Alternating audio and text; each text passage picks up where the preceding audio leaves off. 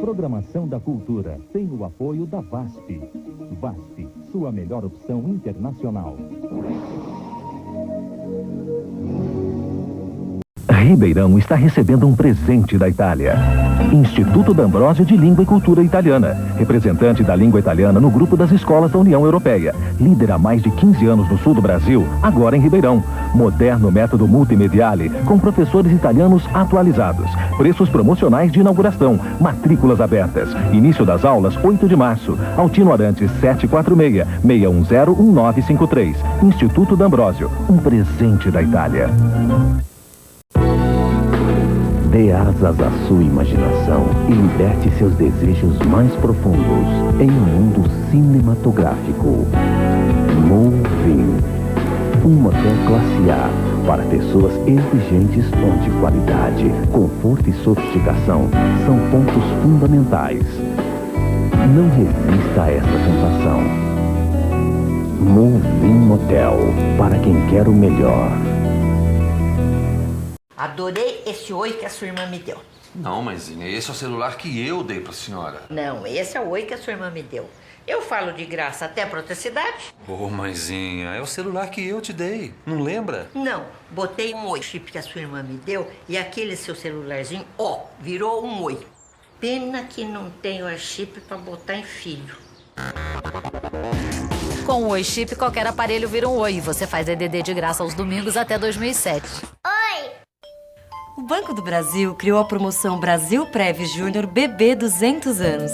Você investe num plano para o seu filho e ele concorre a centenas de notebooks e a prêmios que crescem tanto quanto os projetos de vida dele. Se ele for sorteado, ele ganha de uma só vez 50 mil reais. A faculdade paga, mais um carro zero e uma casa nova.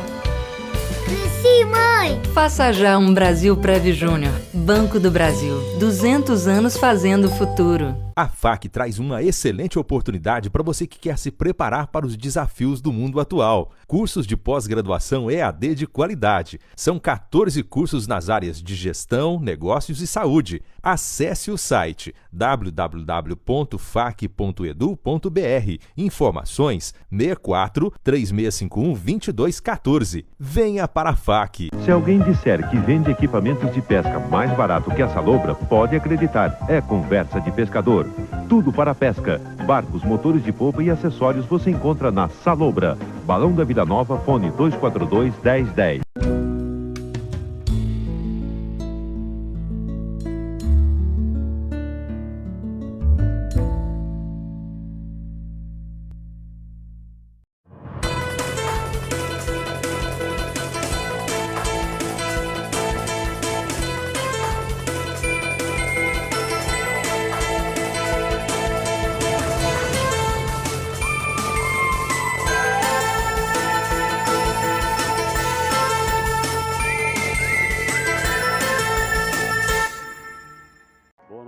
Boa noite.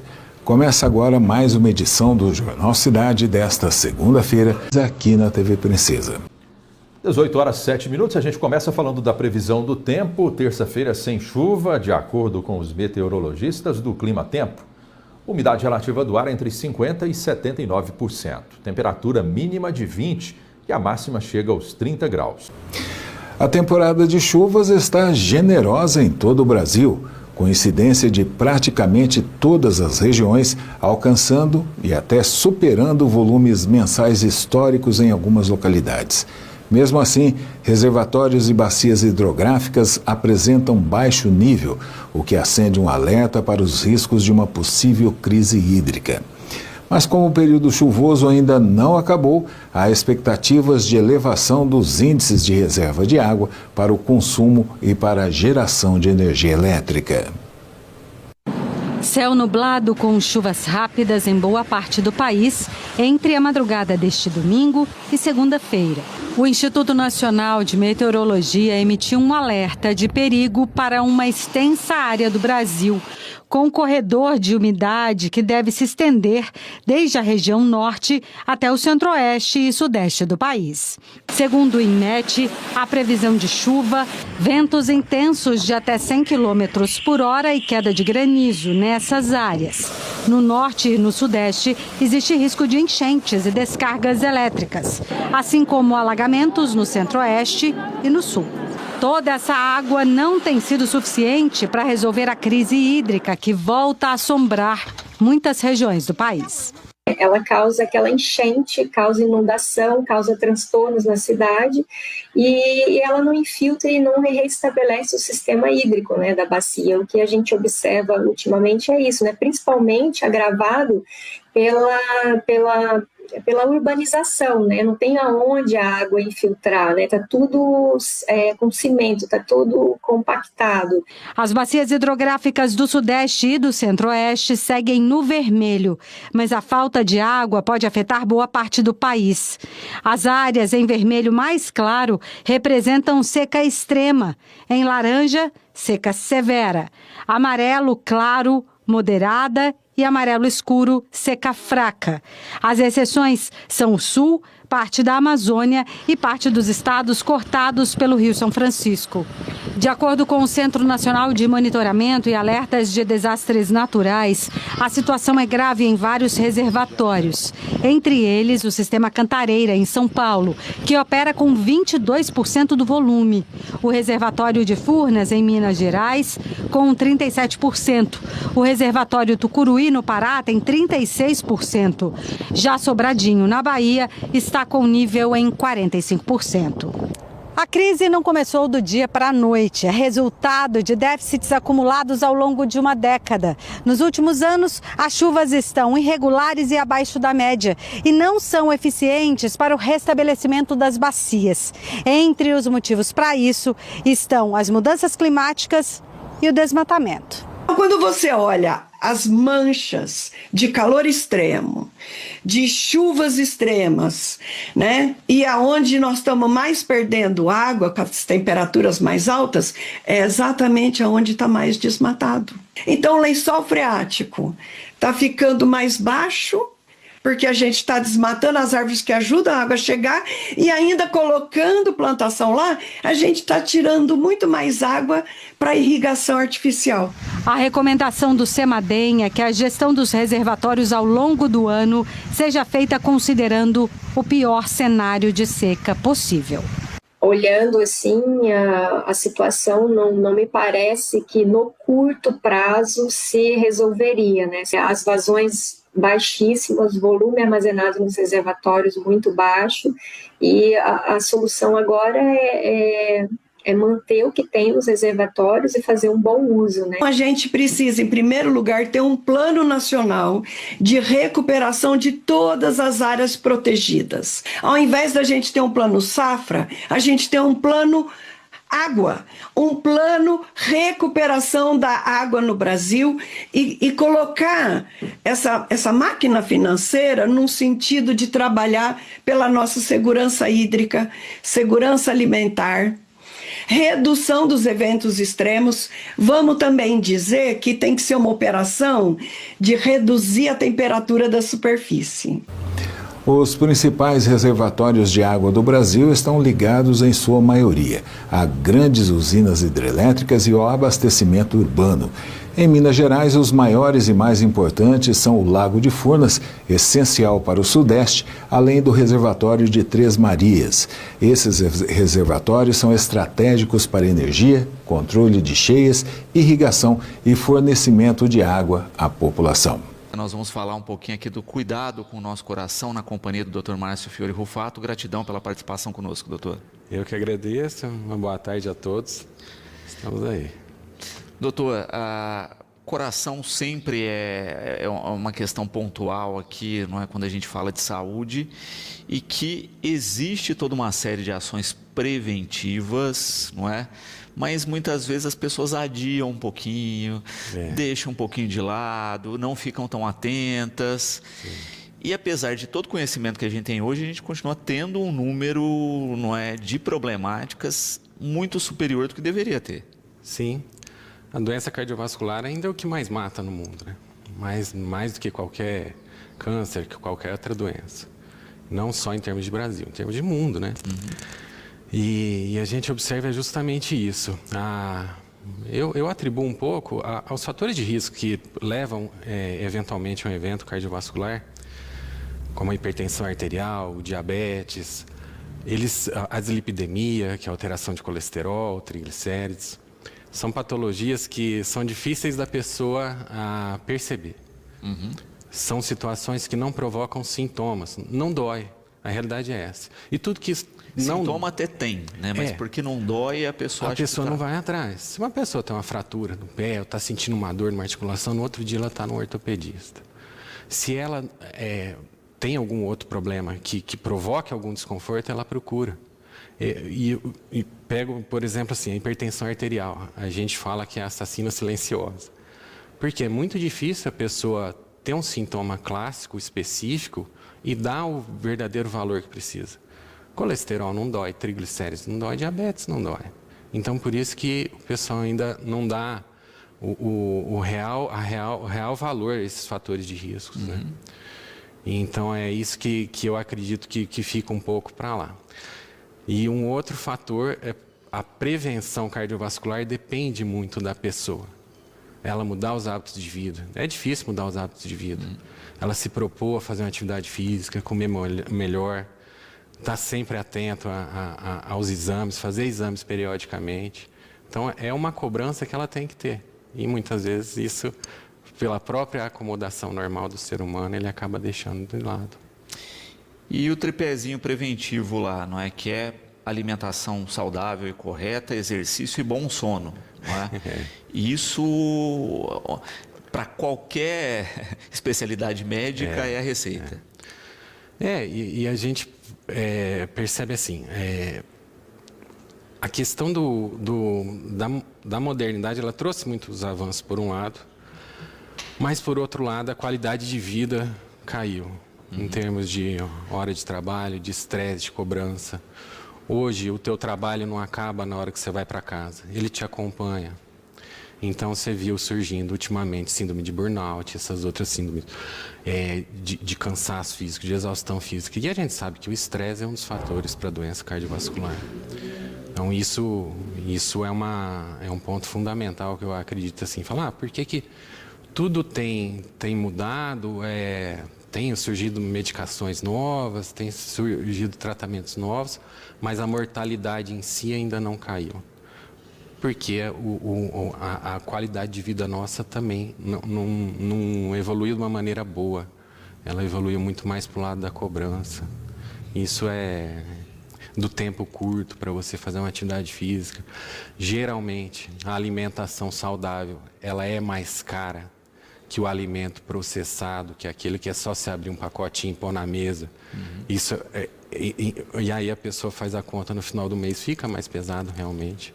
Pessoa que voltar só para comer aquilo que ela tem de mais saudável, é um preço mais elevado do que as porcarias, vamos dizer assim, né? Os fast foods da vida, tudo isso daí, né? E de fato, não é? A gente acaba observando que muitas vezes a pessoa tem que tomar um susto, não é? Para tentar alterar essa rotina, e muitas vezes também a gente carrega essa rotina mais pesada, não por obrigação, não é?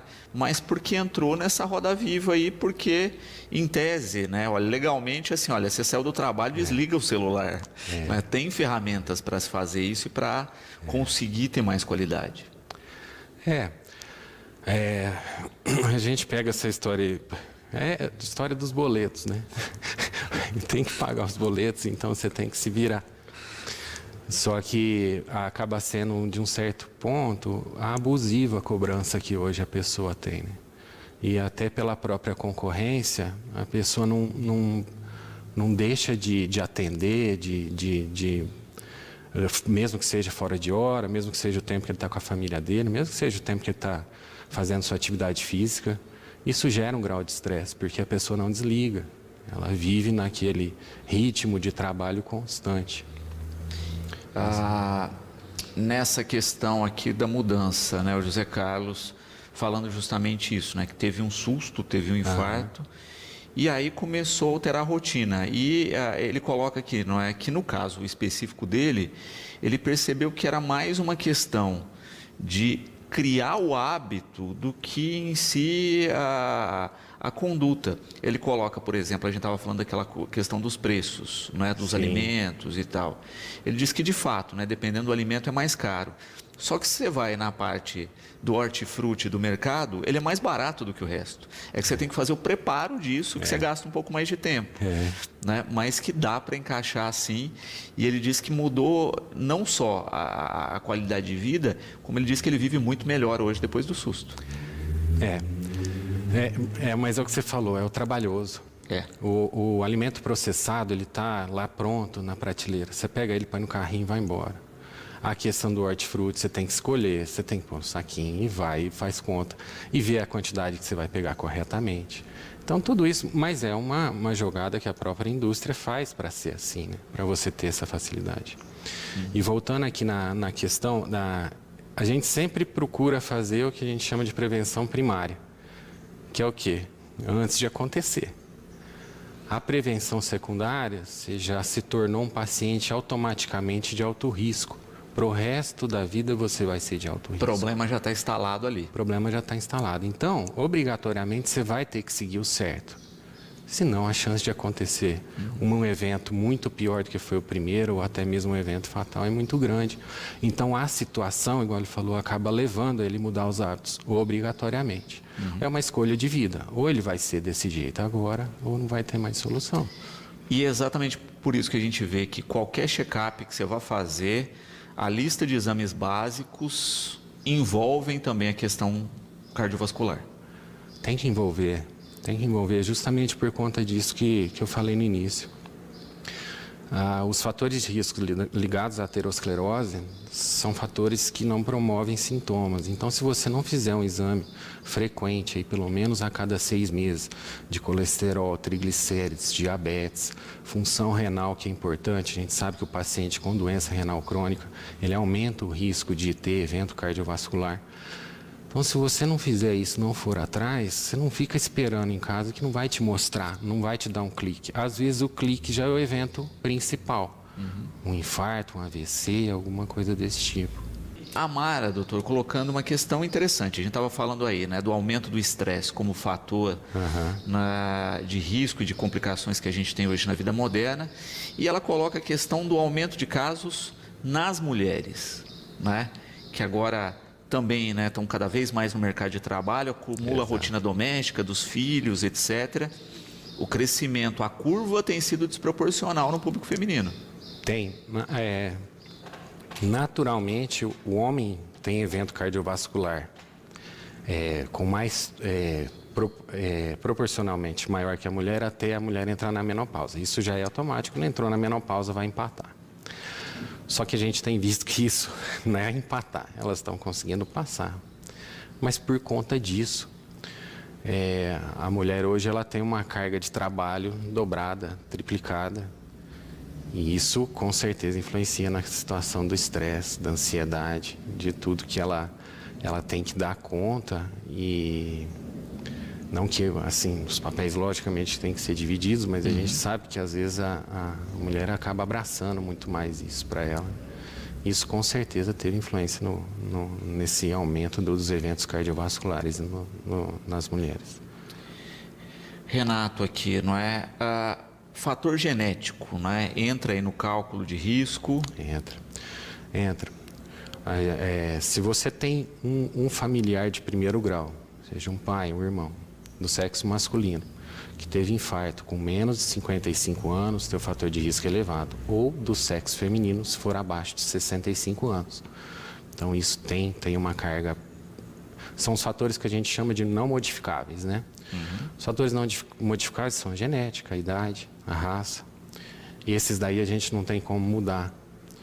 Tá? Então, a carga genética entra nesse daí. E aí, sempre a gente tem um fator conjunto aí que são os chamados fatores ambientais, né? E a família, ela carrega o fator ambiental junto também, né? Então muitas vezes, olha, você tem um fator genético sim e continua fazendo errado, né? Continua passando o fator ambiental para as outras gerações, que agrava ainda mais o problema. E isso daí, assim, a gente vê que às vezes o hábito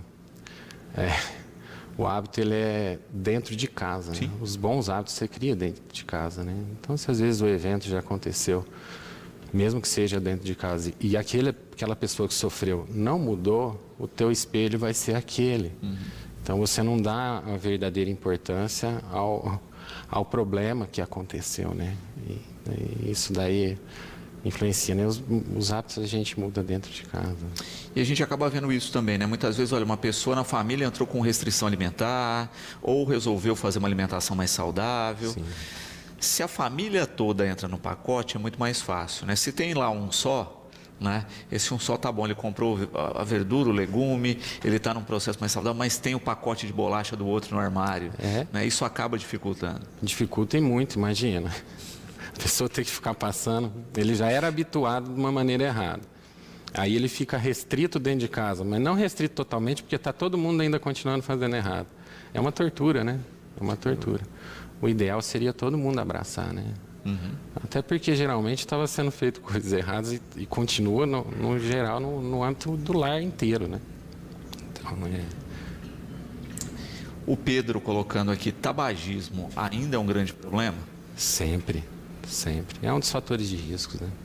É um dos fatores de risco ali junto com o diabetes, com a hipertensão arterial, com a dislipidemia, sempre. E tabagismo como um todo, né? Porque muitas vezes as pessoas falam a respeito de cigarro. Aí a gente teve, depois das proibições, restrições ligadas ao cigarro, cada dia surge uma coisa nova, né? É narguile, é pendrive, etc., com riscos tão ou pior do que o original. Eu acho que eles estão conseguindo piorar. O que já era ruim, eles estão conseguindo piorar. Porque, além de tudo, você viu acontecendo alguns casos aí de algumas pneumonites químicas, né? Uma coisa nova aí, né? Relacionada, nova não a doença em si, mas relacionada àquilo que parecia ser inocente. E mostrou que não é inocente, coisa nenhuma. Então, é um hábito que tem que ser abolido, né? No geral, né? Em todas as classes. Né? Exatamente. E que ainda continua vitimando pessoas, né? Quando a gente fala isso, ainda dando problemas cardiovasculares sérios, né? E de novo, né? A gente está falando aqui de hábitos. É complicado porque é vício, né? Então é um dos hábitos mais difíceis. Muita gente fala que é mais difícil se livrar da dependência do tabaco do que de muitas drogas. O potencial de vício do tabaco é maior do que da cocaína. Então é uma luta, né? E realmente às vezes você vê a pessoa que infartou, que era tabagista, a pessoa quer parar, mas é uma luta constante. A gente tem algumas medicações, tem as terapias em conjunto que são feitas, mas é uma luta. O ideal é não começar, né? O ideal é não começar. Vânia falando aqui de uma outra questão, que é o álcool, né? Sim. E colocando que às vezes ela fica confusa porque dependendo da matéria, olha, se indica uma dosezinha, um cálice de vinho, etc. O problema do álcool é o equilíbrio aí. Tudo na vida, né? É o equilíbrio, né? Então, o álcool, ele se mostrou em alguns estudos que ele é protetor, mas em dose baixa. Não adianta. Aí a pessoa fala, não, então peraí, eu vou somar as doses de todos os dias, vou descontar no sábado. No final, não funciona. Perdeu o equilíbrio, né? Aqui voltamos a falar aí do equilíbrio. E para tudo é assim. Na alimentação também, não adianta o cara fazer certo lá. Na semana inteira tá tudo legal, aí no sábado come churrasco o dia inteiro, para finalizar pede uma pizza. A gente tem que encontrar o meio termo, né?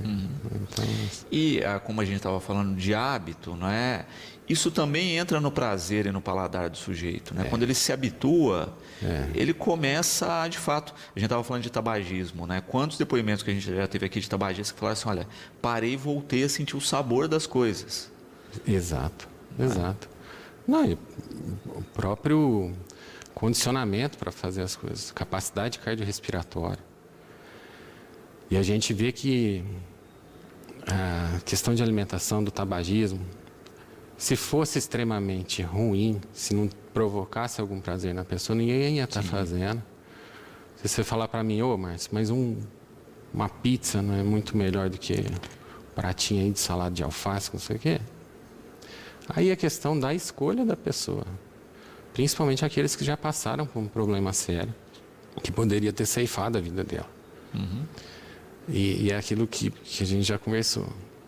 O nosso papel é de orientar, de prescrever, mas na hora que o paciente vai para a casa dele, vai depender dele.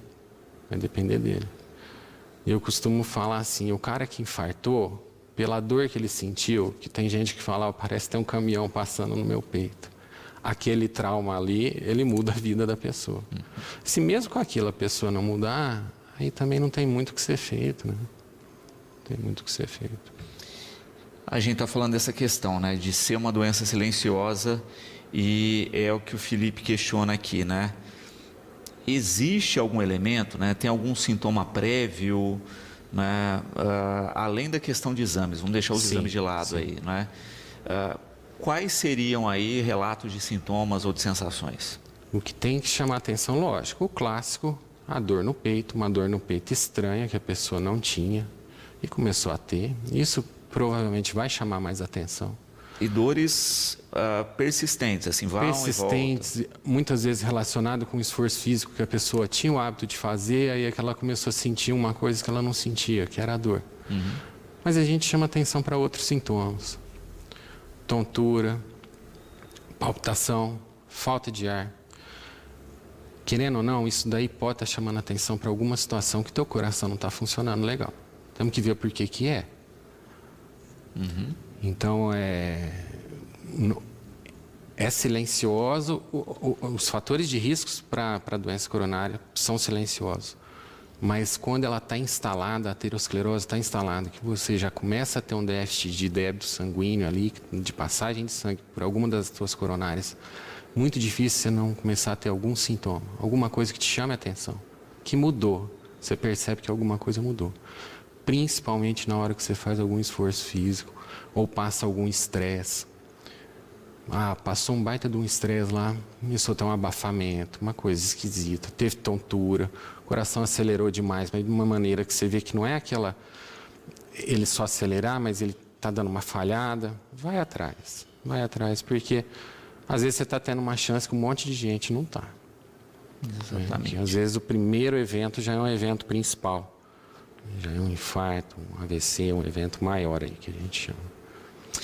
E para mudar o hábito, para mudar a rotina, é bom também, não é, procurar um profissional, no sentido de uma outra questão cardíaca que a gente vê muito. O sujeito resolve, né, entrei aí no meu projeto verão, né, vai para uma academia, começa a praticar exercício sem passar por uma avaliação médica. É importante, sim, a gente sempre frisa que tem as faixas etárias, assim, acima dos 40 anos, passa a ser mandatório você passar por uma avaliação se você quer fazer uma atividade física um pouco mais vigorosa. Seja uma academia, seja um crossfit, seja uma corrida. E é importante, assim, abaixo disso, também, se a pessoa quer fazer algum tipo de atividade ou tem um histórico familiar de doença cardiovascular precoce, pelo menos fazer algum exame básico, que seja um eletrocardiograma. Não precisa ser necessariamente um teste ergométrico, mas é importante. Por quê? Talvez você descubra alguma situação justamente em exames simples, não é uma coisa absurda. E a pessoa às vezes nem sabia que tinha. A gente já vê muito isso acontecer, né? Então a avaliação ela é importante para quem quer iniciar uma atividade física, que está totalmente parado. Faça a avaliação ao invés de inventar de sair correndo ou ir fazer fica lá 5 anos parado e fala, hoje eu vou tirar o atraso, pega para correr 1 hora. Não tem nem... Ao invés de uma ação gradativa, né? Vou fazer uma caminhada, iniciar uma caminhada, até onde o fôlego aguenta ali, gradativo. Isso daí. Vou comprar o pão hoje a pé. Que comece assim. Saia da inércia. A gente volta na questão lá do início. Porque a doença cardiovascular também, um dos fatores é a comodidade que a gente tem hoje, né? É aquela história de pegar a foto antiga lá da década de 20, 30, todo mundo era magrinho, todo mundo só que tinha um carro na cidade, tinha um bondinho e um carro. Então todo mundo tinha que andar, tinha que fazer os exercícios, né? Comiam bem melhor, né? Comiam bem melhor, tudo natural, né? Não tinha pouca coisa industrializada. Então isso tudo mudou, né? Eu vi uma matéria esses dias que falava a respeito dos streamings, né? Dos canais, Sim. dos vários canais, que os streamings só deram certo porque inventaram um controle remoto. Porque se precisasse levantar toda vez para fazer a escolha, não teria o sucesso que tem hoje. Exatamente. Né? E de fato, nas pequenas coisas, a gente criou comodidade. Não é? E é bem por aí, é justo, é o controle remoto. Hoje você tem um aparelho que faz tudo dentro da tua casa, se você quiser, acende tua luz, liga teu ar, né? Liga o ar do carro. Então, para cada vez deixar a pessoa mais grudada no sofá e parar de fazer as coisas. O conjunto de pequenas atividades que a gente fazia no dia a dia, na soma, ajudava demais, né? E a gente foi criando ferramentas que inibem essas ações. Uma bobeira. Quantos carros que você vê hoje que o vidro é manual? E querendo ou não, tudo está voltado a isso. A lei do menor esforço. É a lei do menor esforço. E para tirar um corpo da inércia fisicamente é muito mais difícil do que deixar ele lá. E a Rosângela, com uma questão das doenças específicas, né? Porque a gente está falando tudo aqui, né? Quando a gente fala dessas do grande bolo aí, né? da questão cardiovascular, a gente está nessa questão mais geral que é do hábito, não é? Mas a gente tem pessoas que nascem com alguns problemas, a gente tem alguns problemas específicos e que chamam muita atenção e que também tem que se observar aí, porque são os casos, em especial de pessoas jovens, né, que as pessoas muitas vezes se assustam, não é? Mas fulano estava bem, não tinha nada e de repente vem a óbito aí com uma problemática. Sim, dentro disso, é uma gama muito grande da cardiologia, que são as cardiopatias congênitas, né, que geralmente já são descobertas lá no desenvolvimento intrauterino. E tem algumas patologias que realmente, por ser ligado à genética, à parte gênica da pessoa, não tem uma cura específica, ela tem um acompanhamento. Tem algumas que são muito limitantes e tem algumas que dá para a pessoa ter uma sobrevida, às vezes tem que, logo ao nascer, tem que fazer alguma correção de alguma comunicação de um lado de coração para outro, de alguma transposição dos vasos maiores do coração, da artéria com a aorta pulmonar. Tem várias patologias que são as congênitas aí, e cada uma tem um grau de gravidade. E isso realmente é uma situação que tem que ser acompanhado, mas assim, não tem muito o que ser feito, né? Não tem muito o que ser feito, que eu digo, se for eventualmente acontecer, vai acontecer. Você tem que estudar o que é, qual que é o tipo da patologia e ver a saída que tem para esse problema. Perfeito. No caso específico aí, nós tivemos a questão do João Carreiro, não é, que passou por uma questão cirúrgica e etc. Caso específico dele, era uma patologia dessas genéticas? O prolapso de válvula mitral, que é o que aconteceu com o João Carreiro, já é uma degeneração que começa a acontecer na válvula no desenvolvimento intrauterino. As nossas válvulas, elas dividem as 4 câmaras do nosso coração. Nós temos 4 válvulas para fazer a passagem e a restrição de sangue de um lugar para o outro. No prolapso da válvula mitral, a proteína, o colágeno ali que forma nossas válvulas, elas formam por um órgão de fechamento, que é um tipo de uma tampa, e tem as cordas tendíneas embaixo que abrem e fecham essa válvula. No caso do prolapso, você tem uma degeneração na proteína ligada ao colágeno, ela se afrouxa. E às vezes um pedaço dela cresce mais que o outro, empurra o outro lado, ela forma um tipo de um paraquedas. E aí, quando esse sangue é ejetado do ventrículo esquerdo para a aorta, essa válvula que teria que estar hermeticamente fechada, ela sofre uma insuficiência. Deixa ela escapar. abre e volta o sangue para o átrio esquerdo.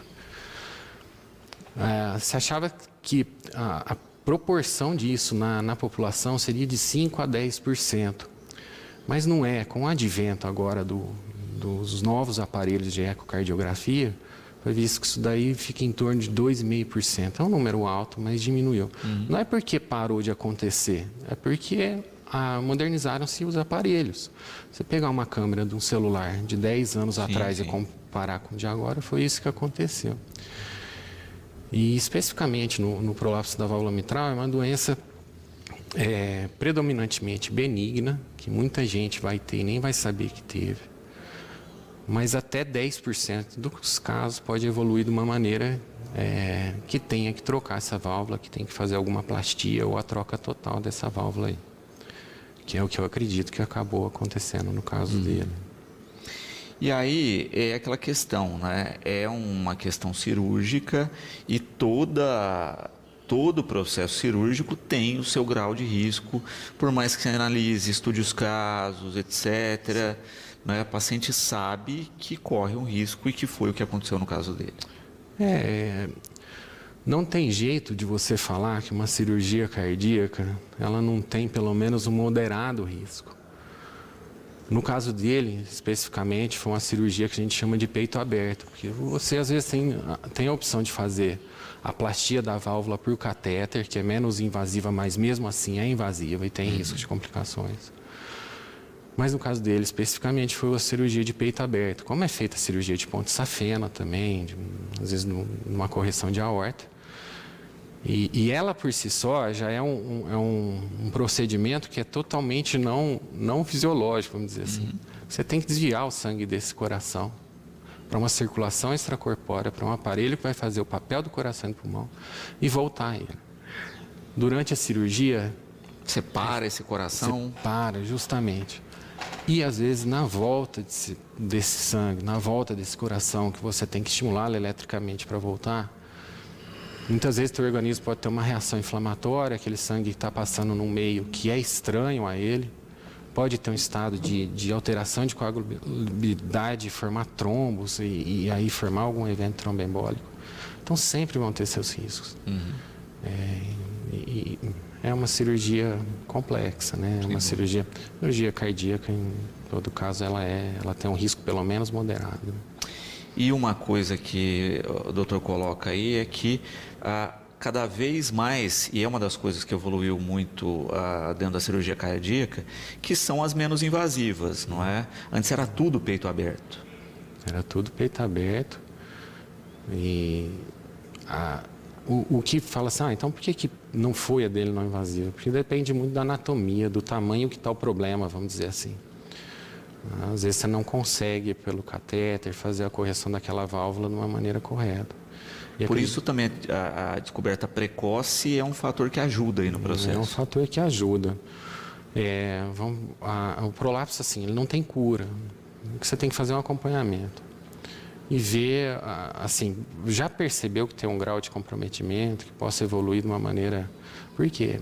Esse prolapso, se ele é muito grande, se provoca uma insuficiência mitral importante, você começa a ter um risco de desenvolver arritmias mais sérias, desenvolver insuficiência cardíaca. E às vezes você vai querer abordar esse paciente na hora que ele está nesse momento de descompensação, de comprometimento já de funcionamento importante desse coração. O risco vai lá para cima. Então é importante ter o acompanhamento. Perfeito.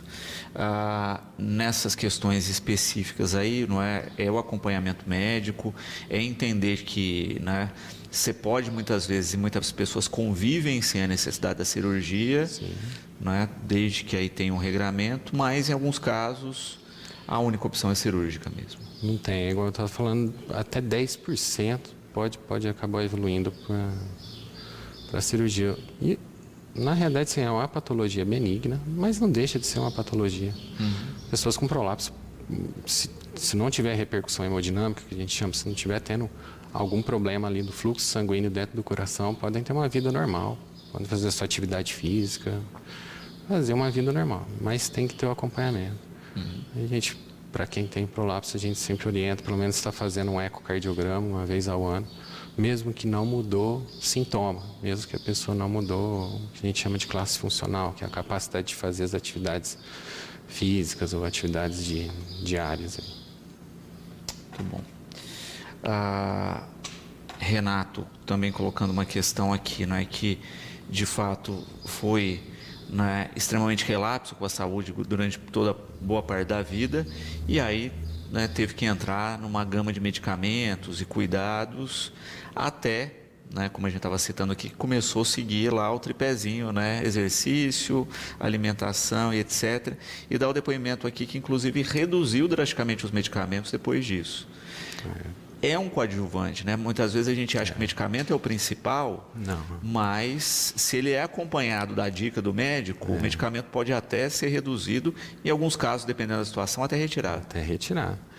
Tem esse mito, que a pessoa, vou começar a tomar remédio de pressão, nunca mais eu vou parar. E acaba se apoiando nisso, Já sabe que é hipertenso, já está tomando remédio, fala, para que eu vou me preocupar agora? Aí exagera na vida, mas ainda tem que aumentar a dosagem do remédio. Você entendeu? E você consegue. A gente vê muitos casos, por exemplo, não só relacionados à cirurgia bariátrica, que a pessoa tem uma perda de peso importante, aí que o cara fala, eu era hipertenso, diabético antes da cirurgia, parei com tudo e tal. Mas dá para a pessoa também fazer isso sem caminhar para o rumo da cirurgia. Uma mudança de estilo de vida. Às vezes a alimentação que está habituada a fazer, que às vezes tem uma carga de sódio elevadíssima e não percebe, mudar um pouco isso, e talvez você está no início ainda de patologia, uma hipertensão ainda num grau inicial, você tem que usar uma dose baixa de medicação, a chance de você ficar livre é muito melhor. A medicação está aí como um recurso, não como uma muleta, não como para a gente se apoiar nela e esquecer da nossa parte. Esse que é o problema às vezes.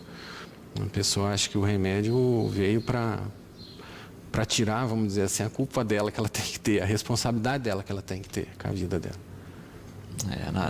Não existe mágica aí no caso. Não tem.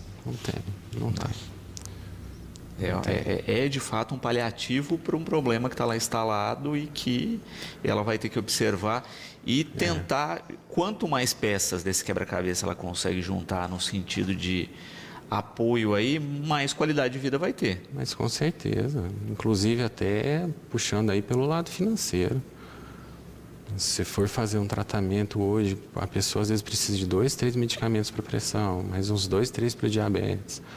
E ainda tem que tomar mais alguma coisa lá. É um absurdo que acaba ficando, Então, até nesse ponto, que talvez mexendo no bolso, ele começa a ter um incentivo a mais aí para tentar reduzir o gasto. Muito vem da parte dele, muito vem do que ele consegue fazer. Toninho aqui, Está falando aqui a respeito da questão de carência de minerais, se isso também interfere nas funções cardíacas aí, minerais, magnésio, e perguntando também a respeito de reposição hormonal, se isso ajuda na questão cardíaca. Foi bom ter tocado nesse assunto, que assim, hoje a gente tem uma febre aí do pessoal tá tomando muita coisa indiscriminadamente e sem saber na realidade como que estão esses elementos no sangue. Principalmente, por exemplo, você pega o magnésio, é uma febre, Todo mundo hoje toma magnésio, sem prescrição, sem controle, nada. E como qualquer outro elemento do sangue, ele tem que estar em equilíbrio. Então eu sempre falo, antes de começar a tomar alguma coisa, alguma reposição que seja, de vitamina, de mineral, faça os seus exames, vá ver como é que está.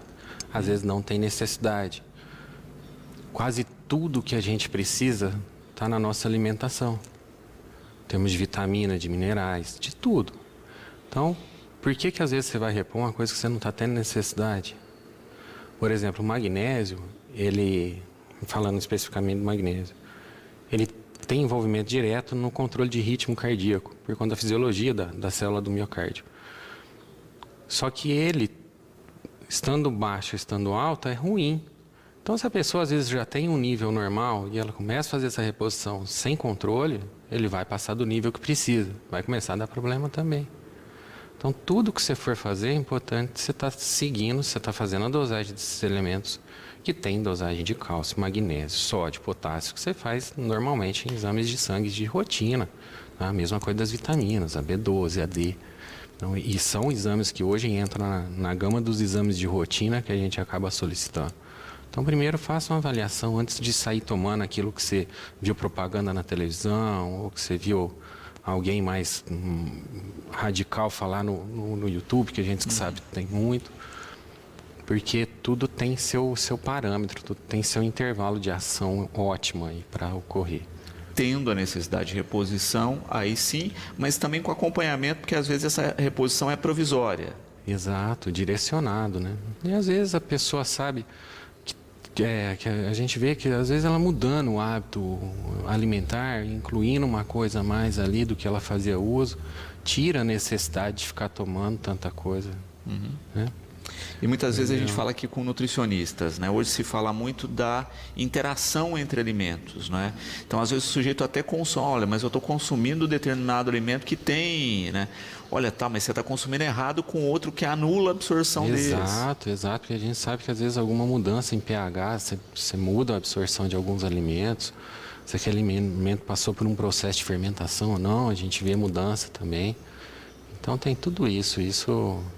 Mas o que eu oriento é isso, faça seus exames, vê se você está tendo alguma deficiência de alguma coisa, antes de sair começando a tomar por conta, porque a falta é ruim, mas o excesso às vezes é até pior. Gilmar, parabenizando aqui pelas colocações, né? E está dizendo, olha, eu já ouvi esse depoimento aqui de outras pessoas aqui no programa, né? Que a qualidade de vida dele mudou depois do cachorro. Não é? Que o cachorro obriga ele a caminhar agora todo dia. Não é? Então ele está dizendo aí que em alguns casos os médicos deveriam indicar um cachorro. Né? Além do efeito psicológico que isso tem, né? Além do efeito psicológico. Hoje a gente sabe que o estresse, a ansiedade está muito relacionado com a doença cardiovascular. E às vezes o que a gente indica para a pessoa é procurar alguma coisa que distraia ela. Distraia. Nesse caso do cachorro é uma ótima opção, lógico. Às vezes a pessoa fazer uma atividade de relaxamento, seja um yoga, seja um tai chi chuan, isso também ajuda bastante. A nossa carga de preocupação cresceu demais, né? E a gente está saindo de uma situação pesadíssima aí, né? Que a gente está querendo retomar a vida agora, mas você vê que deixaram sequelas muito maiores do que a gente achou que teria, né? Sem dúvida. E acho que nos dois polos, né? Porque a gente viu uma questão da pandemia aí de um estresse generalizado que gerou, né? Desde o medo da própria doença ao desenrolar disso, né? A questão profissional, econômica, enfim. Mas por um outro lado também a gente acompanhou depoimentos de pessoas que mudaram a qualidade, o padrão de vida, que, né, no período que ficou em casa, fez uma horta lá junto com os filhos, né? Também ajudou a refletir de, olha, como é que eu estou levando essa vida. A história do copo cheio e do copo vazio. Exato. E tem aqueles que se afundaram profundamente, né? Ou por perdas na família, e aí resolveram se entregar e não conseguem voltar a ter uma vida normal. E tem aqueles que viram na realidade, uma outra porta. Isso foi importante, né? Pedro Paulo aqui parabenizando também, colocando uma outra questão que muitas vezes as pessoas não observam. A gente estava falando aí de interação de alimentos, ele falava de interação de medicamentos, não é? Como o doutor coloca aí, ele descreveu um problema que faz um acompanhamento cardiológico e etc. E adquiriu pela internet um medicamento para queda de cabelo. E depois descobriu que estava dando uma interação e quase teve um problema sério. E a gente vê assim, né?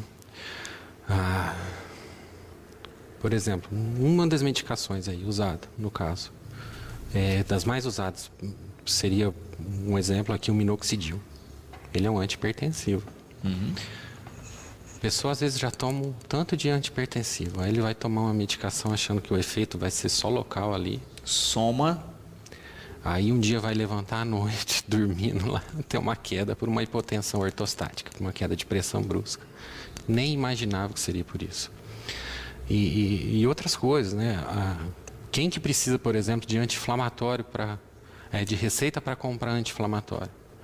O anti-inflamatório, ele corta o efeito da maioria dos medicamentos da pressão.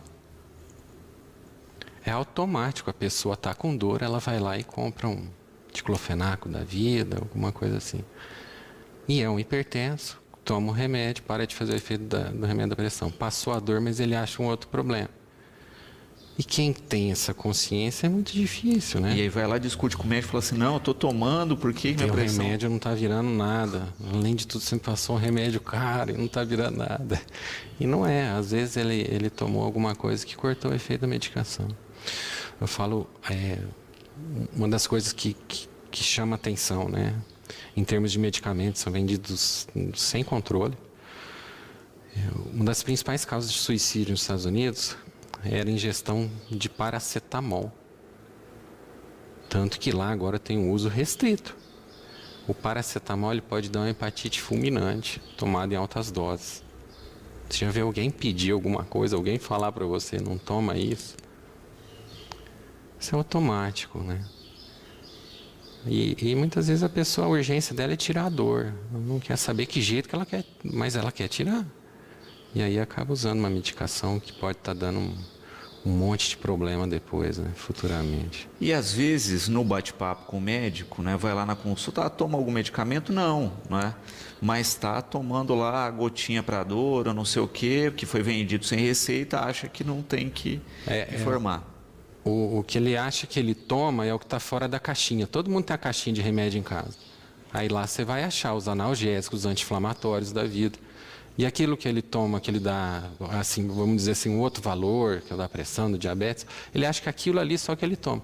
Por quê? Geralmente, o que não é de uso contínuo, você vai falar que não toma. Aquilo que você usa de maneira esporádica, vai falar que não toma. Mas às vezes tem um hábito que ele nem percebe, que a cada 2 dias ele tem que tomar um anti-inflamatório. Cada 2 dias ele tem que tomar um anti-inflamatório. Já se habituou àquilo.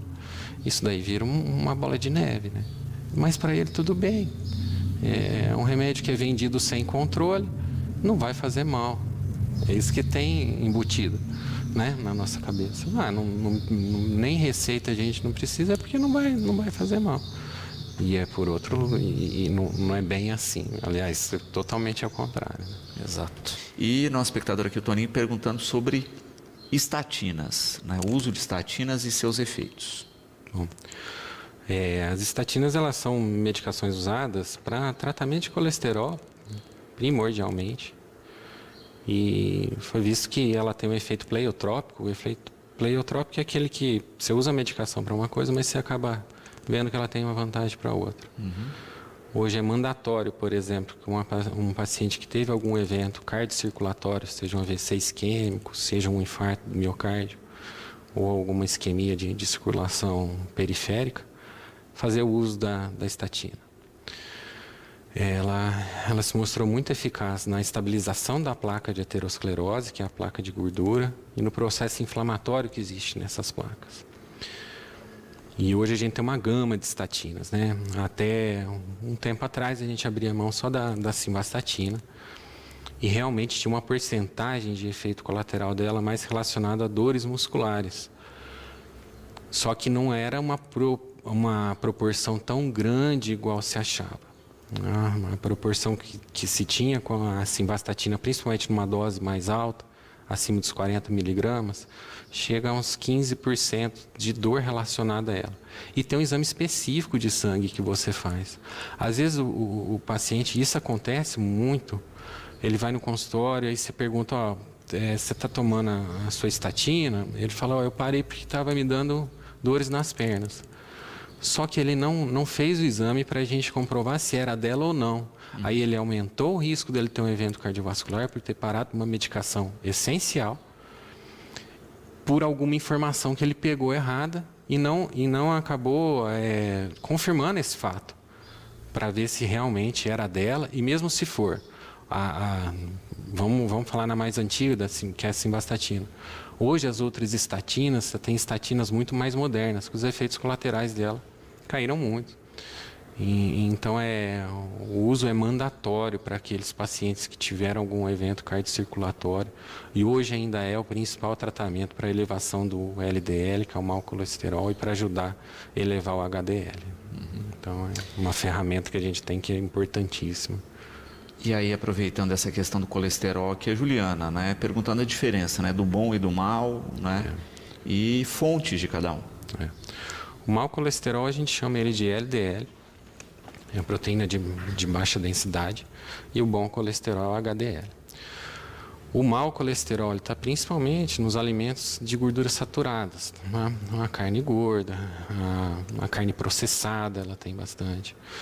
Relacionado a isso, os alimentos industrializados, no geral, eles possuem uma percentagem de gordura muito grande. E o bom colesterol com HDL a gente consegue aí nos peixes que são ricos em ômega 3, salmão, atum, sardinha, nas oleaginosas aí no geral, nas castanhas, no azeite extra virgem, são boas fontes de bom colesterol aí, que a gente teria que ter o hábito para no nosso dia a dia de fazer uso aí, uma porçãozinha de castanha todo dia, isso daí ajuda bastante. E de novo, né, a gente falando da questão dos hábitos, não é? Olha, eu posso muito bem substituir lá o filezinho de carne vermelha por um filezinho de peixe. Justo. Né? Vai ajudar muito na minha rotina, caprichar no azeite aí, não é? É importante essa questão do azeite, que procurar não usar ele como fundo de alimento frito, porque ele, depois de 180 graus, ele perde todas as suas propriedades benéficas aí. Então procurar, mas lógico, a carne vermelha ela pode ser consumida, mas cortes mais magros, né? Um patinho, um acém, dá para você, lógico, uma vez ou outra, pô, você não vai numa costela no bafo, não vai ficar olhando lá e você ficar num cantinho comendo salada de alface, uma vez ou outra, aí entra lá naquela questão do equilíbrio, você pode abrir exceção, o problema é o hábito, é o todo dia, né? Todo dia você comer uma carne gorda, um alimento industrializado, uma carne processada, um salame, uma mortadela, um presunto.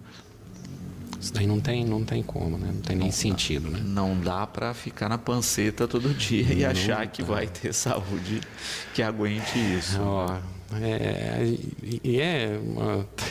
Os alimentos mais gordurosos, eles são mais apetitosos, né? Então, mas a gente tem que ter juízo, né? Tem que ter juízo. E o Igor colocando uma questão aqui também, né, que vai nessa direção, que é, por exemplo, rotina de alguns lugares, né? Ele até hoje não consegue entender um café da manhã dos americanos com ovo e bacon. Não, isso está totalmente errado.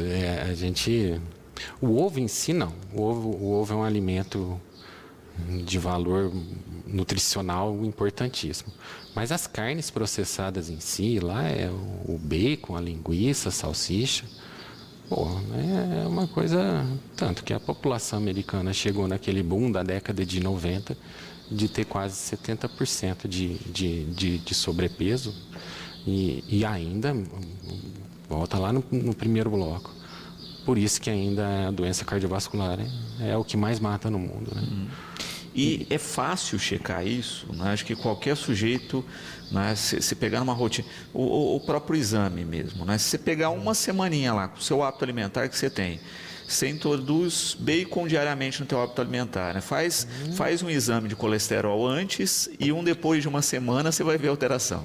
A gente tem que ter a gordura na nossa alimentação, assim como tem que ter os carboidratos, as proteínas, as fibras, tem que ter. Mas é tudo questão de proporção. Não adianta. Fora que é uma bomba calórica, né? Para você gastar aquilo em termos só de pensar de ganho de peso ou de perda de peso, então é desproporcional. Aquilo, às vezes um pedaço de bacon você teria que não comer mais a gordura do dia e ficar um negócio totalmente desbalanceado, a alimentação fica totalmente irregular, né? Acaba caindo muito na questão prática também do conjunto da obra, né? Porque muita gente fala que, né, da questão do passado, o pessoal fazia comida com banha, né? Era uma comida mais calórica, mas o sujeito carpia um lote diariamente. A gente voltou na questão da foto, né? As fotos de antigamente, né? O gasto metabólico era muito maior. não ouvia falar em sedentarismo naquela época, né? Era que é paradão, não tinha ninguém.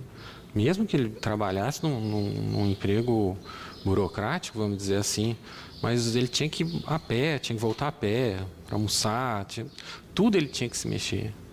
Exato. Então, e mesmo assim, a questão da... Tem gordura animal que é boa e a gente precisa, entendeu? Então não é abolir totalmente a...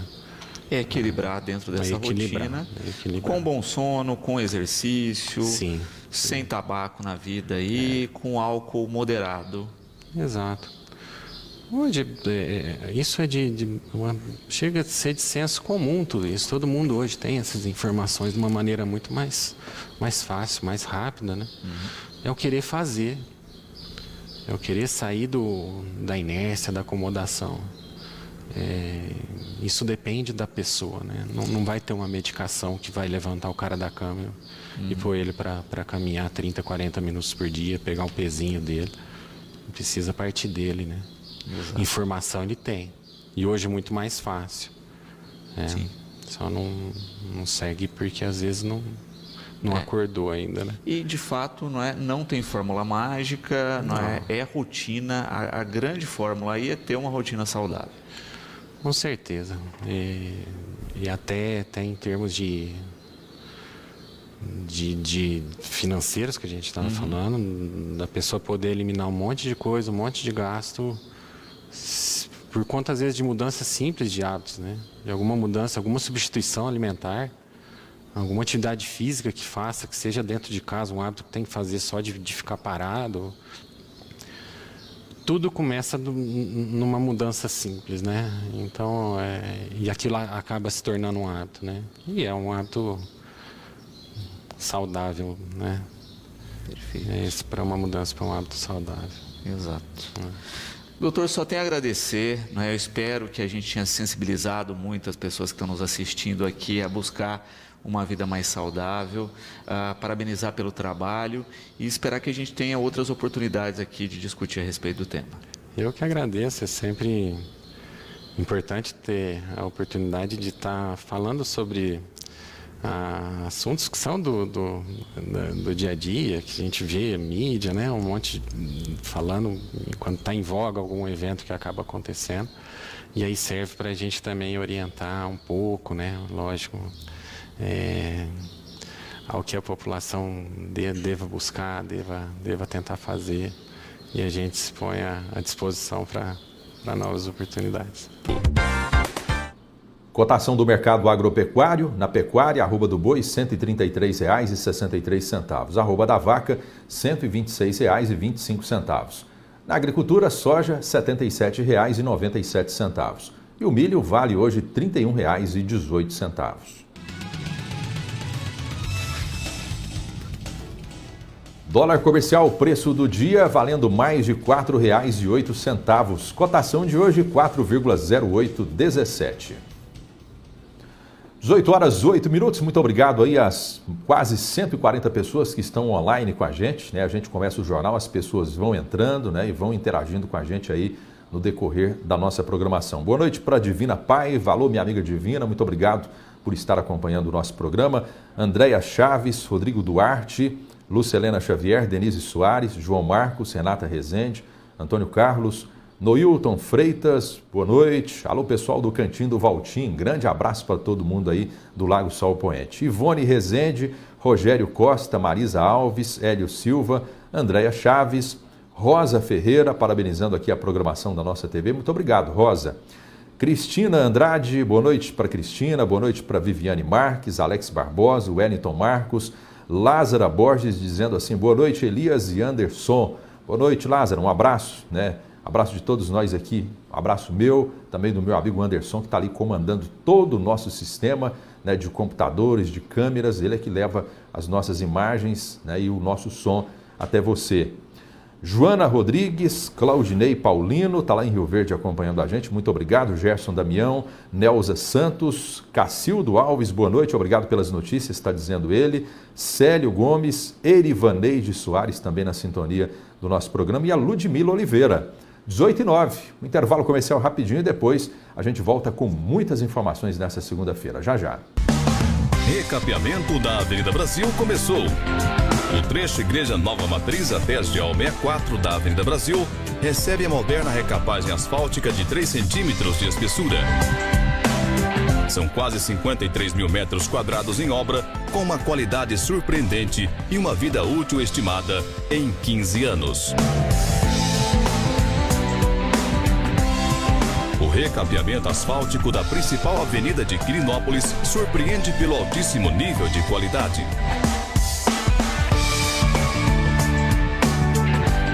O serviço pronto terá asfalto padrão, escoadouro para água pluvial, sinalização e acessibilidade. Uma administração séria, comprometida com o povo, apresenta os benefícios conquistados. Prefeitura de Quirinópolis, construindo um novo futuro.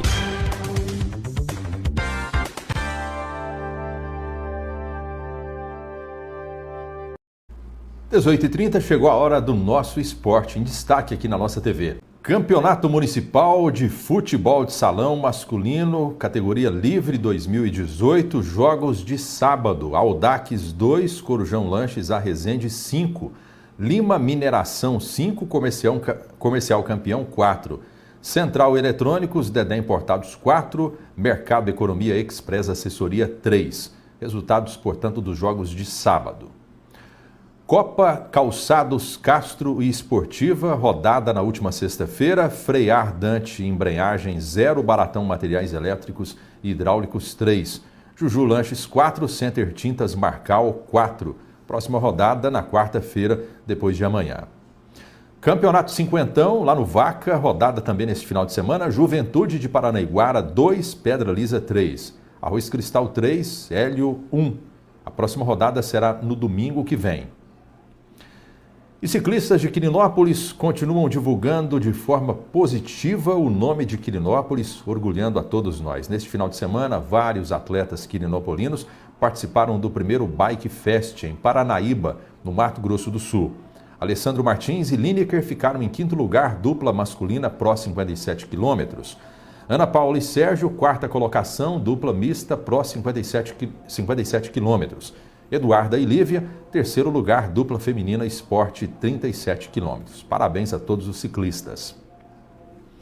Realizada neste final de semana, em Mineiros, a 4ª etapa do campeonato Zona de Guerra de Airsoft.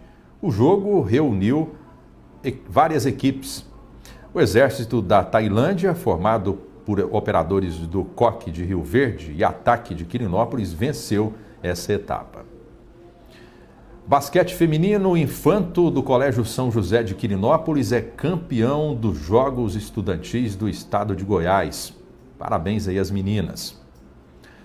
A Maria Eduarda França, do Colégio São José, é campeã dos Jogos Estudantis do Estado de Goiás na prova Salto em Altura, categoria Infanto. Parabéns também para Maria Eduarda, lá do Colégio São José. Vitor Hugo, do Colégio Dr. Onério, foi campeão no salto em altura, categoria juvenil, também na disputa aí nos Jogos Estudantis do Estado de Goiás. Está aí o Vitor, né? Todos eles estão classificados para a fase nacional dos Jogos da Juventude, que serão disputados em Joinville, Santa Catarina. As notícias de Quirinópolis e região. Espaço para os talentos locais. Informação e prestação de serviço. Nossa TV. É ao vivo a nossa programação, 18h34, segunda-feira, 27 de agosto. Boa noite para quem está interagindo com a gente, né? Nilta dos Santos, boa noite para Nice Souza. Ricardo Granada, boa noite. Elias, grande abraço, ótima semana abençoada para todos. Muito obrigado, Ricardo. Continue sempre nos prestigiando aí com o carinho da sua audiência. Cacilma Correia, pessoal lá na Fazenda Sete Lagoas. Alô, pessoal da zona rural aí acompanhando a gente também. Boa noite. Boa noite para Suzy Borba, boa noite para o Gilberto Daniel. Pessoal, né, o Gil Forros, de PVC. Está dizendo assim, manda boa noite para o nosso amigo Gil Forros, de PVC. Um abraço para ele. Bruno Celestino também.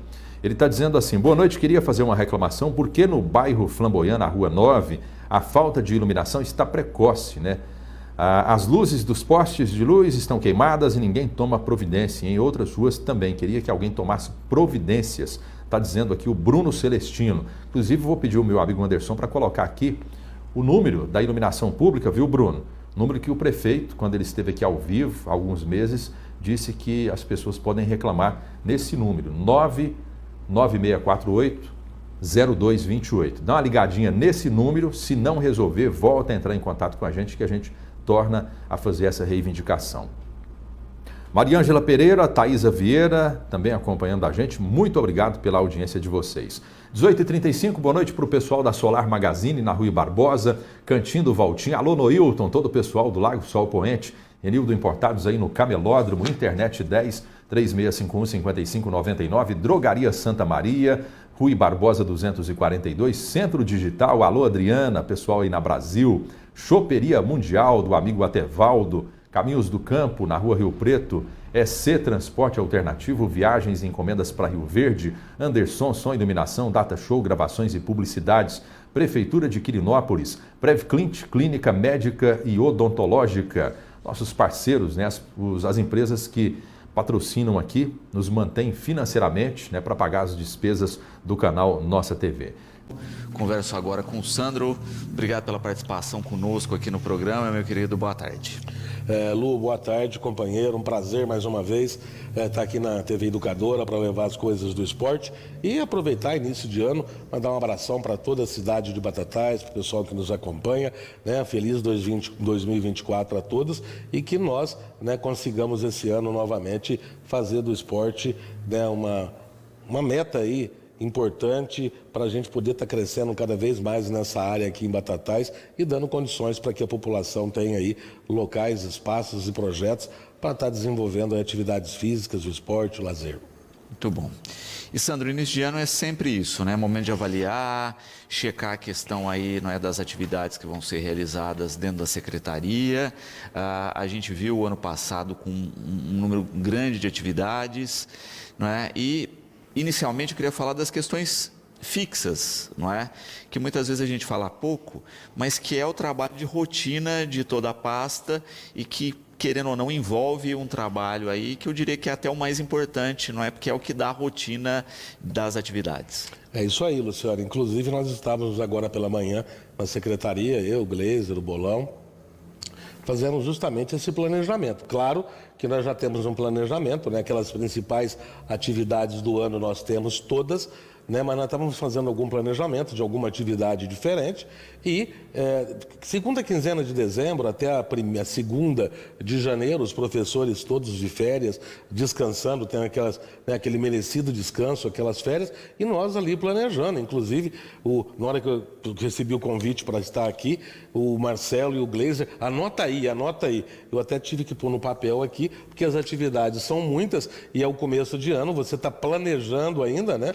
Como você disse, acho que esse é o trabalho mais, não o mais importante, mas é um trabalho importante, porque é o que você vai fazer durante todo o ano, e aí não pode ter aquela falha que depois dificulta todo o trabalho, porque não dá hoje, né, Luciano, para você estar trabalhando de última hora sem planejamento. Hoje o tempo, a vida como um todo não permite, então nós estamos trabalhando ali, correndo, para que a gente possa iniciar aqui a partir do comecinho de fevereiro, né, todas as atividades, todas as escolinhas aí, da melhor forma possível, né, e claro também as atividades, pois vou estar te passando aqui, que nós estamos planejando para esse ano. Uhum.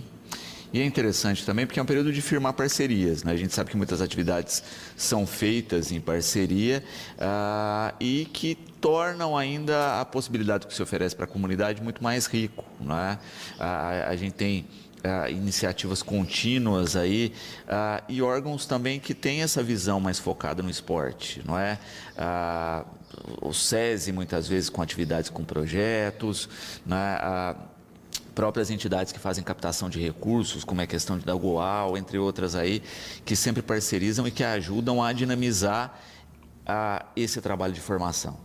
Luciano, com certeza. Inclusive, quando vinha para cá, o Marcelo falava, precisamos falar com o Tony Henrique e com a Dorama, porque nós tivemos parcerias no ano passado que foram sucesso, né, Luciano? Os jogos escolares, eu acredito que isso não tem preço. Mexer com criança e com idoso são coisas que não têm preço. E foi maravilhoso. Copa TV Educadora, então, não foi um sucesso do município, foi um sucesso, acho que, de estado.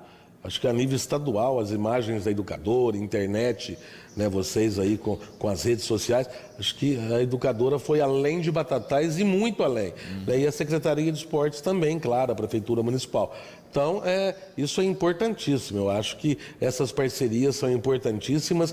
O ano passado nós tivemos parcerias, o apoio da imprensa muito importante, porque é vocês que fazem com que nós tenhamos a condição de levar até a população as coisas que acontecem no dia a dia na Secretaria.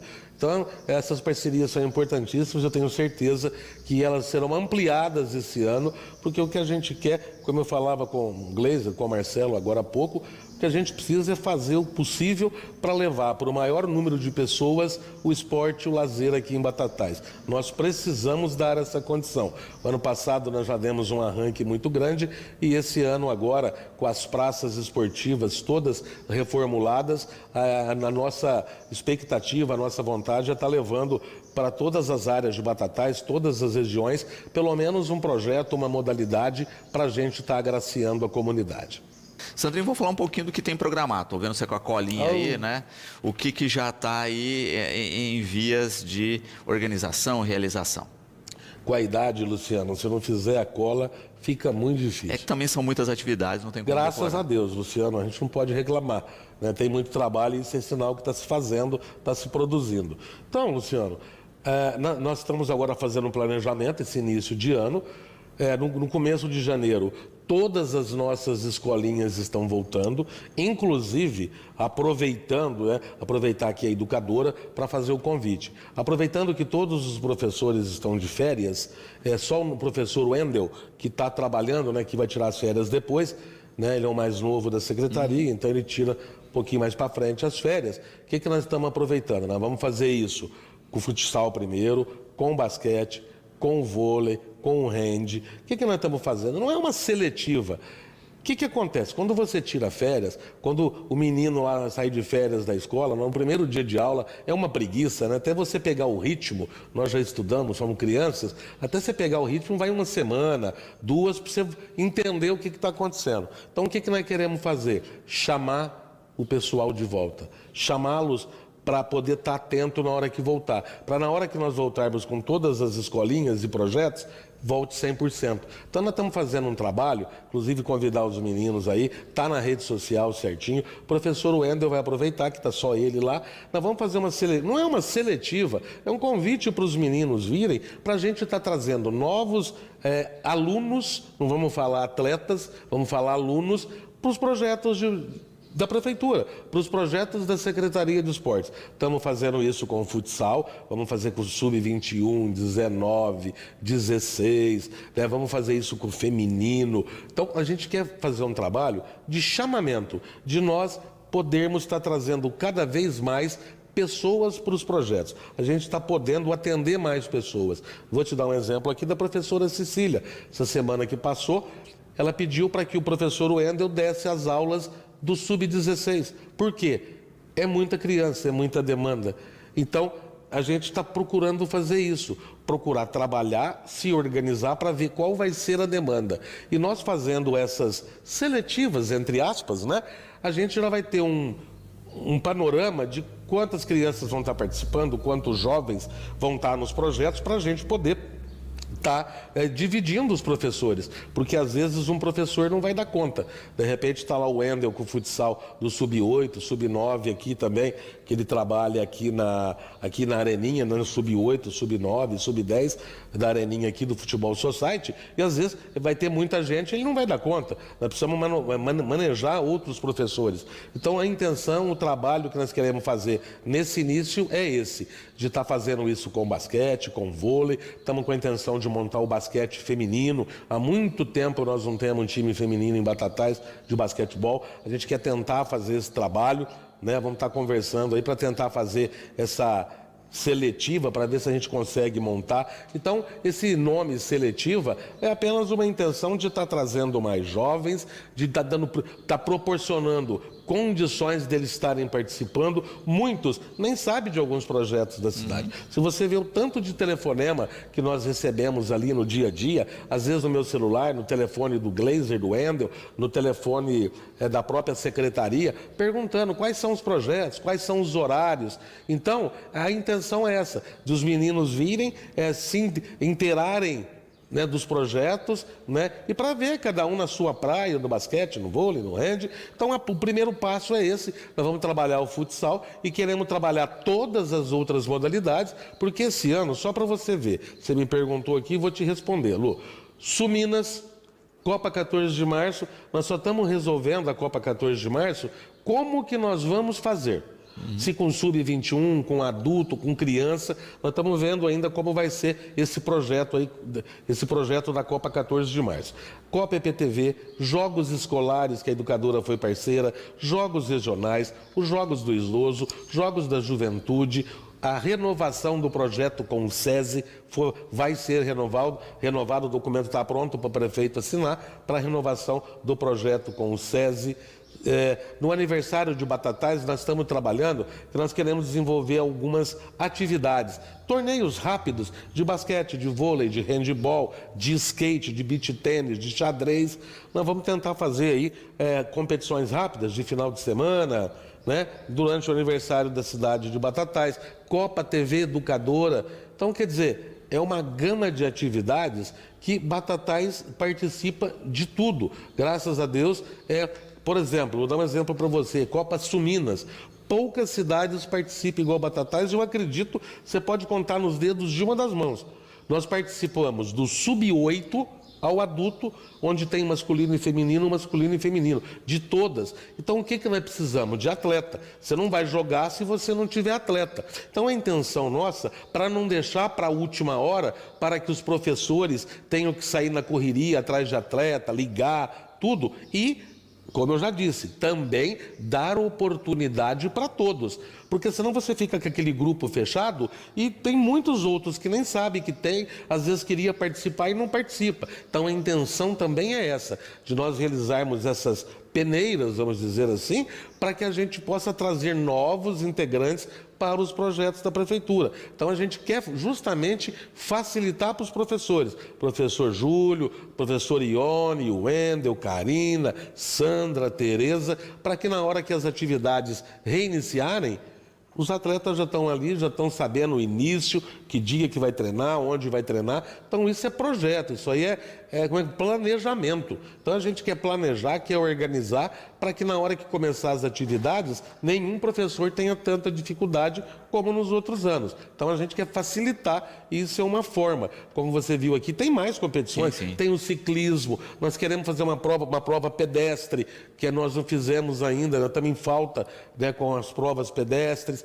Nós precisamos realizar uma prova bacana aqui em Batatais, sempre foi tradição. O ciclismo, graças a Deus, voltou, né? Esse ano a gente espera aí que a gente consiga fazer um trabalho melhor com o pessoal do ciclismo, o Augusto, aproveitar para mandar um abraço para ele, o pessoal todo aí do ciclismo que desenvolve um trabalho bacana, a gente fica feliz de tê-los conosco e vamos tentar esse ano melhorar isso aí e tentar fazer alguma atividade diferente aqui na cidade. Então são muitos projetos e a gente está tentando se organizar logo no início, porque muitos deles, né, Luciano, esse ano todo mundo sabe, ano eleitoral, e as coisas, né, carnaval, ano eleitoral, as coisas começam a funcionar depois do carnaval, depois época de eleição para, e nós não temos tempo para isso, nós não podemos deixar para a última hora. Então nós já vamos estar trabalhando, porque algumas competições devem ter início aí logo após o carnaval, aí, então são coisas que estão para acontecer, estão na porta, vamos dizer assim, e nós não podemos esperar, temos que se organizar aí para as coisas ocorrerem da melhor maneira possível.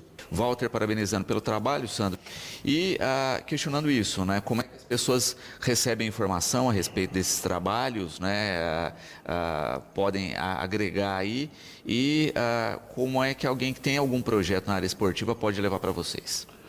Como eu sempre, quando eu venho aqui, né, Luciano, eu sempre digo isso, portas da secretaria abertas, das 7 da manhã às 5 da tarde, com certeza tem, né, algum funcionário lá, professor, eu, Glazer, Só fechei a porta agora porque eu recebi o convite da educadora e estou aqui. Então, horário de almoço, eu não faço horário de almoço, eu fico ali, o pessoal vai almoçar, eu fico das 11 à 1 até as 2, de repente tem gente que vai almoçar meio-dia, outro pessoal vai às 11, eu fico ali o tempo todo, eu saio numa situação como essa hoje que eu estou aqui na educadora, ou às vezes tem que pagar uma continha, isso é de todo mundo, né? Eu saio rapidinho e tal, mas a secretaria fica aberta, sempre tem alguém ali, um professor, eu, Gleiser ou Marcelo, né? Inclusive agora nós estamos até dividindo, quando tem que ir para a prefeitura fazer alguma coisa, uma reunião, vai 2, fica 1, sempre para estar recebendo a população. Então, se tiver algum projeto, alguma ideia que nos auxilie, que colabore, que acrescente, nossa, as portas estão abertas e nós estamos aí esperando isso mesmo, que as pessoas venham e participem. O projeto não é meu, não é do Gleiser, não é do Marcelo, o projeto é da cidade de Batatais, o esporte é nosso, o esporte é de Batatais, não é do prefeito, não é meu, é nosso. Então, venha, participe, traga a sua ideia e o mais importante, né? Participe dos projetos. Tem projeto para terceira idade, tem projeto para adulto, tem projeto para criança, em todas as áreas, da hidroginástica ao futebol americano. Então, é só você querer, pode vir aqui na secretaria, é bom que você venha, toma um café com a gente. Eu falo pro pessoal, vem de manhã, que aí o café é quentinho. Né? Vem, toma um café, procure saber dos projetos, dos horários, aonde é desenvolvido o projeto, e vai ser um prazer para nós da secretaria estar recebendo a população e também, claro, não é só para saber do projeto, falar que está bonito, aquela coisa. A gente também está aberto para críticas, né? Nós não somos perfeitos, não somos o dono da verdade e estamos abertos ali para receber críticas, para poder receber ali alguma ideia que não está indo de encontro em um determinado projeto.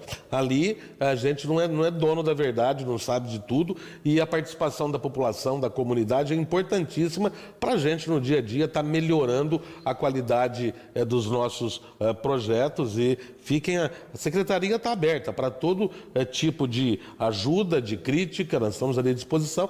O que a gente fica triste é quando tem aquela crítica ou aquela fala que não condiz às vezes com a realidade do que está saindo, né, Luciano? Mas isso é normal, sempre acontece, não é agora que vai deixar de acontecer, mas é o que eu falo. Quando você tem alguma dúvida, aqui eu estou falando em nome do esporte, mas eu acho que eu posso abrir para todas as pastas da administração municipal. Eu acho que quando você tiver alguma dúvida relacionada ao esporte, educação, culturas, qualquer das pastas, eu acho que você pode estar indo lá conversar com o Vitor da Educação, conosco aqui da Secretaria de Esportes, com a Adilson da Cultura. Eu tenho certeza que as portas de todas as secretarias são abertas para a população e nós estamos lá para informar, para poder estar falando o que está acontecendo e recebendo aí essa ajuda da população, que é as ideias para a gente cada dia mais estar agregando qualidade nos nossos projetos. Muito bom.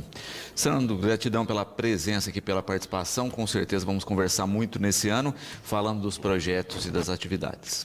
Luciano, eu que agradeço mais uma vez a educadora por estar abrindo as portas para nossa Secretaria de Esportes, em nome do prefeito Juninho e Ricardinho. Eu agradeço a vocês de coração, né, toda a direção da educadora, e se Deus quiser, eu estava até vendo uma foto hoje, vocês se reunindo, né? Coisa linda. Eu lembro quando eu trabalhei aqui por 10 anos, né? A gente se reunia também, é muito bonito. Isso mostra a força, mostra aí realmente que a educadora faz por onde para estar no lugar que ela está. E eu espero que esse ano, se eu não estiver narrando a Copa Educadora, que eu pelo menos esteja junto lá, né? Educadora, Secretaria de Esportes, para que a gente possa estar desenvolvendo atividades para as crianças, a Copa Educadora, né? Quarta Copa Educadora, que foi com o Valdir Mazarão. Então, nós estamos à disposição na Secretaria ali da TV Educadora, e eu tenho certeza que esse ano as nossas parcerias aqui, Prefeitura, Secretaria de Esportes e TV Educadora, vai ser muito maior, porque o ano passado foi um sucesso e esse ano eu tenho certeza que vai ser melhor ainda. Você vai conhecer agora a história do pequeno João Lucas, um bebê que precisa passar por uma cirurgia para melhorar a nutrição, a saúde e a qualidade de vida. Nascido prematuro e diagnosticado com paralisia cerebral, ele sofre de disfagia, uma condição que compromete a alimentação e torna tarefas simples um grande desafio. A família iniciou uma campanha de arrecadação de recursos para realizar o procedimento cirúrgico. Saiba como ajudar. O pequeno João Lucas enfrenta dificuldades para se alimentar, devido à disfagia. Atualmente ele consome um leite especial em pequenas quantidades, de até 90 ml por vez, oferecido de 3 a 4 vezes ao dia. Mesmo assim, o bebê ainda resiste à alimentação por causa do desconforto. A esperança da família é a realização de uma cirurgia gástrica, procedimento que pode melhorar a condição de saúde e a qualidade de vida da criança. O João Lucas, ele já nasceu prematuro, né, com 34 semanas, e ele precisou ficar entubado, um mês ali na ANEL, e quando chegou a parte da alimentação, né, dele, a gente notou que o João Lucas estava tendo muito engasgo. A gente, vamos parar porque tem alguma coisa acontecendo. E nisso, a gente levou o neurologista e veio o diagnóstico da paralisia cerebral. E a paralisia cerebral, ela tem essa dificuldade, né, de se alimentar ali, da mastigação. E nisso, o João Lucas, ele não se alimenta. A base da alimentação dele é um leite, né, específico para ele de 90 ml. E uma criança de 1 ano e 9 meses mamar 90 ml de 4 em 4 horas, tem vezes que é 3 vezes ao dia, tem isso quando ele aceita, né? E a gente procurou, eu tenho todos os laudos comigo que o João Lucas precisa de uma gastrostomia, mas com isso ele também precisa da fundoplicatura. Para ele fazer a gastro, ele precisa fazer a fundoplicatura, senão vai passar a dieta e ele vai ter o vômito. E nisso o SUS não vê a possibilidade de fazer essa cirurgia. Foi aí que o desespero, né, por muitos engasgos, ele precisa se desenvolver. A gente procurou uma outra opinião, um médico particular, que ele deu a sugestão pra gente, explicou tudo que tem que fazer, tem que ser feito com o João Lucas e possivelmente até uma fundoplastia no estômago, que é larguear ali o estômago dele. Foi aí que surgiu a ideia de estar fazendo essa vaquinha online, né, pra contribuir, arrecadar na cirurgia. O medo de que o pequeno João Lucas, de apenas 1 ano e 9 meses, possa se engasgar, faz parte da rotina dos familiares. Devido ao quadro de saúde, ele sofre com refluxo e episódios frequentes de vômito, o que aumenta ainda mais a preocupação dos pais. Por isso, a família busca o apoio da comunidade para conseguir realizar a cirurgia. Metade do valor já foi arrecadado, mas eles ainda contam com a solidariedade das pessoas para alcançar o objetivo. Assim, o risco que ele corre também de fazer a cirurgia, ele corre também de não fazer a cirurgia, porque ele tá tendo engasgo, ele vomita, ele não come, ele tá desnutrido, e com isso ele não desenvolve, né? E como mãe, hoje meu maior sonho é ver ele desenvolver, comer, ele nunca alimentou uma refeição completa. E quanto que você precisa arrecadar e quem quiser participar, ajudar nessa vaquinha, como é que faz? A gente está fazendo uma campanha, né? Acredito que vão passar aí para vocês o Pix, a chave Pix do João Lucas. E a gente precisa ao todo de 40 mil reais. O médico jogou aí uns 40 mil ao tudo, né? E eu acredito, a gente chegou à metade. Já chegamos ao 20 mil, falta mais 20 mil aí. E pedir para a população ajudar, né? A gente sabe, as pessoas têm medo de doar, mas é realmente um apelo de mãe, né? Sim, sim, com certeza. Eu fiz até um vídeo falando, né, que até aqui é Deus que tem sustentado o João Lucas. Eu eu tenho certeza que se não fosse Deus, meu filho não estaria aqui mais. E juntos, né, nós somos mais fortes. E eu creio que a gente vai conseguir aí. O sonho da família é que João Lucas consiga se alimentar melhor e tenha condições de se desenvolver com mais saúde e qualidade de vida. A mãe destaca que todo o valor arrecadado será destinado à cirurgia e ao pós-operatório do menino, com total transparência na prestação de contas das doações. Inclusive, todo dia a gente está postando aí o quanto que a gente está arrecadando, né, todos os dias. E assim que for marcada a cirurgia, for pago a cirurgia, a gente vai postar os valores, tudo certinho aí também. E se passar, vai ser tudo para ele mesmo, porque ele tá sem físio, ele tá parado em tudo. Se você também ficou sensibilizado com a campanha pelo pequeno João Lucas, não se esqueça de fazer a sua doação através da chave Pix de número 700 412 216 64, assim como aparece no seu vídeo. Desejamos que a família consiga os recursos necessários o mais breve possível para que ele possa passar pela cirurgia e ter uma vida mais saudável. Presidiram a sessão de hoje os senadores Antônio Carlos Magalhães, Geraldo Melo, Ademir Andrade e Marluce Pinto. Termina aqui o Jornal Cidade. Ouça agora as notícias da Câmara dos Deputados. Boa noite. Forte abraço para você, meu amigo. Bom começo de semana. Amanhã a gente volta às 18 horas, se Deus quiser. Até lá.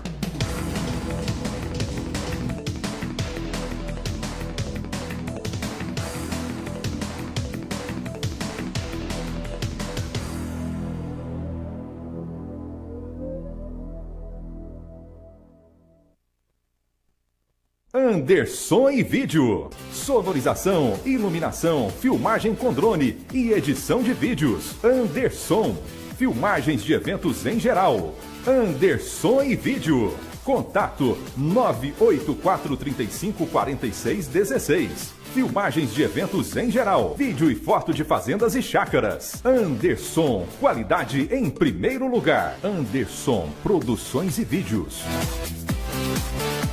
No Centro Digital, você encontra notebooks com as melhores configurações, celulares de grandes marcas, aquele que você sempre sonhou, câmeras digitais, telefones sem fio, tablets, videogames, perfumes, cosméticos, jogos e muito mais. Centro Digital, na Avenida Brasil, bem no centro da cidade. Na Araguaia Diesel você encontra peças e serviços para veículos leves e também para a linha pesada. Venha pra cá, nossos preços são imbatíveis. Precisou de ajuda com seu veículo? Araguaia Diesel. Esperamos por você aqui na Via Leocádio de Souza Reis. São 2 décadas de confiança depositada pelos cidadãos quirinopolinos nos nossos serviços.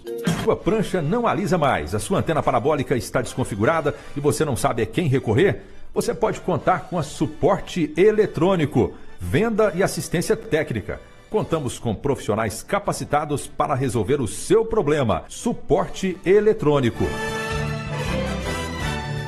Ficamos aqui na Avenida Frei João Batista, número 53, no centro de Quirinópolis. A FAC traz uma excelente oportunidade para você que quer se preparar para os desafios do mundo atual. Cursos de pós-graduação EAD de qualidade. São 14 cursos nas áreas de gestão, negócios e saúde. Acesse o site www.fac.edu.br. Informações 64 3651 2214. Venha para a FAC. Vem aí uma grande novidade. A partir de julho, a Previclint também será clínica médica, com várias especialidades: psiquiatria, ortopedia, oftalmologia, otorrinolaringologia, cardiologia e cirurgia vascular. Agende a sua consulta agora mesmo, ligando 3651-2044. Previclint, fazendo muito mais pela sua saúde e da sua família. A rádio e a TV Senado também estão ao vivo na internet. O endereço é www.senado.gov.br. Rádio e TV Senado na internet. www.senado.gov.br. Dê um toque especial na decoração da sua casa. Conheça os artesanatos da Aquarela Atelier. Temos também artigos para decorações infantis. Tudo feito com muito amor para você. Entre em contato pelo telefone 98409-7982 ou acesse a nossa página no Facebook. Vem aí em Quirinópolis a nossa TV, no computador, tablet ou no celular. Aguarde! Essa é a nossa TV.